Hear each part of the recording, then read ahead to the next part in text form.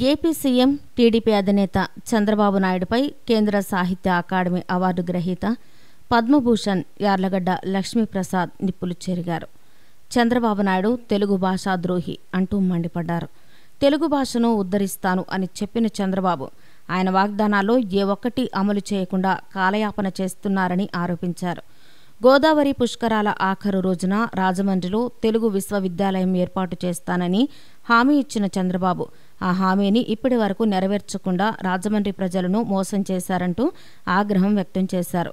రాజమండ్రి ప్రజలకు వెన్నుపోటు పొడిచిన ద్రోహి చంద్రబాబు అంటూ ఆగ్రహం వ్యక్తం చేశారు.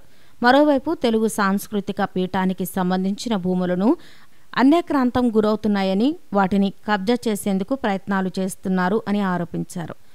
తెలుగు సాంస్కృతిక పీఠం భూముల అన్యక్రాంతం కాకుండా అడ్డుకునేందుకు అవసరమైతే రాజమండ్రిలో ఆమరణ నిరాహార దీక్ష చేపడతానని ఆచార్య యార్లగడ్డ లక్ష్మీప్రసాద్ హెచ్చరించారు.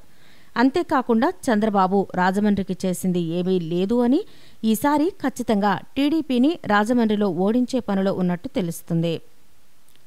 ఇందుమేరకు జగన్ లండన్ నుండి వచ్చిన తర్వాత కలిసి పార్టీ కండువా కప్పుకొని ఆలోచనలో ఉన్నట్టు, దీనికి సంబంధించి ఇప్పటికే పార్టీ వర్గాలతో చర్చలు జరిపినట్టు సమాచారం అందుతుంది.